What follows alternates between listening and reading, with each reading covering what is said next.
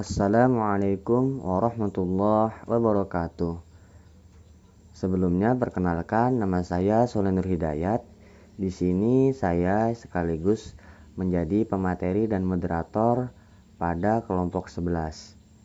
Adapun tema yang akan kami bahas pada presentasi kali ini yaitu tentang model pengembangan perencanaan kurikulum 2013 yang diampu oleh dosen pengampu pada mata kuliah perencanaan yaitu Ibu Sri Susmianti. Adapun pemateri yang akan menyampaikan materinya, yang pertama ada Gozi Rozaan Pranadan, yang kedua ada Zaskia Afrida Nur Hakiki, yang ketiga ada Nadia Damayanti, dan saya sendiri sebagai moderator dan sekaligus pemateri yaitu Soleh Nur Hidayat. Baik, langsung saja kita memasuki sesi pemateri atau pemaparan materi. Baik, materi pertama selanjutnya tentang model pembelajaran. Model pembelajaran merupakan suatu pendekatan atau kerangka konseptual untuk menyiasati perubahan perilaku peserta didik secara adaptif maupun generatif, yang berkaitan erat dengan gaya belajar peserta didik dan gaya belajar mengajar guru yang sering kita kenal atau dikenal dengan style of learning and teaching. Dasar pertimbangan pemilihan model pembelajaran sebelum menentukan model pembelajaran yang akan digunakan dalam kegiatan pembelajaran, ada beberapa hal yang harus dipertimbangkan guru dan memilihnya. Dalam memilihnya yaitu 1. Pertimbangan terhadap tujuan yang hendak dicapai, 2. Pertimbangan yang berhubungan dengan bahan atau materi pembelajaran, 3. Pertimbangan dari sudut peserta didik atau siswa, yang 4. Pertimbangan lainnya yang bersifat non-teknis. Itu tadi pemaparan saya. Selanjutnya saya serahkan kepada Zaskia. Materi selanjutnya adalah ciri-ciri model pembelajaran. Model pembelajaran mempunyai ciri sebagai berikut. Yang pertama, mempunyai misi atau tujuan pendidikan tertentu. Misalnya, model berpikir induktif dirancang untuk mengembangkan proses berpikir induktif. Yang kedua, dapat dijadikan pedoman untuk perbaikan kegiatan belajar mengajar di kelas.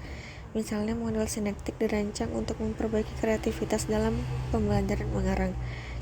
Yang ketiga, memiliki dampak sebagai akibat terapan model pembelajaran. Selanjutnya, macam-macam model pembelajaran. Yang pertama, model pembelajaran berbasis masalah. Yang kedua, model pembelajaran berbasis proyek. Yang ketiga, model pembelajaran kontekstual. Dan yang keempat, pembelajaran model kooperatif. Kemudian, tujuan pendidikan agama Islam kurikulum 2013 berdasarkan Peraturan Pemerintahan Republik Indonesia Nomor 23 Tahun 2013, Pasal 77J Ayat 1, tujuan pendidikan agama Islam yang dimaksudkan untuk membentuk peserta didik menjadi manusia yang beriman dan bertakwa kepada Tuhan Yang Maha Esa serta berakhlak mulia termasuk budi pekerti. Selanjutnya, fungsi kurikulum PAI 2013.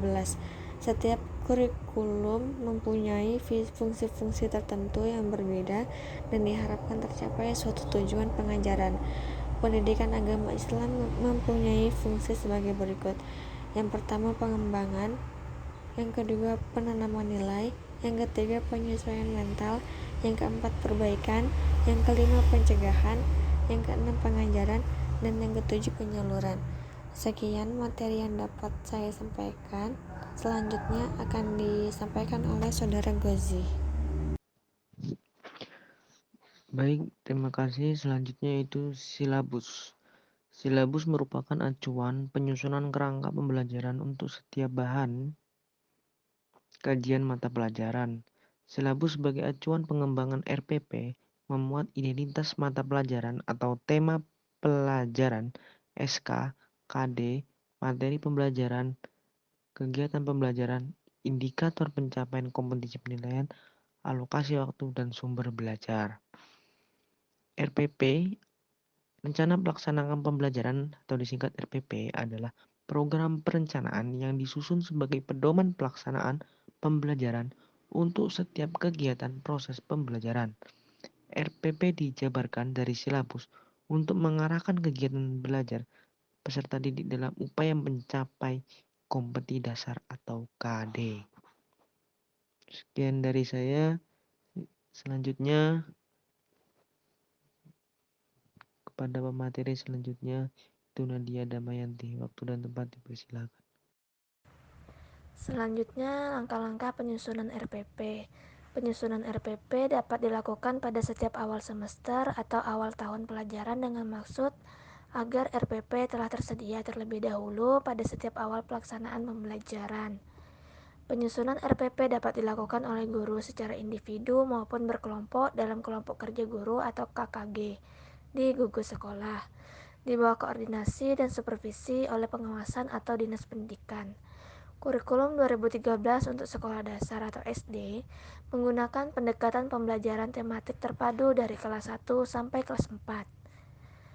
Penyusunan RPP disusun dengan mengakomodasi pembelajaran tematik atau disebut dengan RPP tematik terpadu. RPP tematik dalam implementasi kurikulum 2013 merupakan rencana pembelajaran tematik terpadu yang dikembangkan secara rinci dari satu tema dengan tahapan sebagai berikut. 1. Mengkaji silabus tematik. 2. Mengkaji buku guru. 3. Mengkaji buku siswa. 4. Mengembangkan kegiatan pembelajaran. 5. Penjabaran jenis nilai. 6. Menentukan alokasi waktu. 7. Menentukan sumber belajar. Itu tadi penyampaian paparan materi dari kami. Selanjutnya kesimpulan yaitu keberadaan model-model pengembangan kurikulum memegang peranan penting dalam kegiatan pengembangan kurikulum, dan dengan mempelajari model-model pengembangan kurikulum dapat memudahkan dalam melakukan pengembangan kurikulum. Sekian presentasi yang dapat kami bawakan pada kesempatan kali ini. Kurang lebihnya kami mohon maaf. Wabillahi taufiq wal hidayah. Assalamualaikum warahmatullahi wabarakatuh.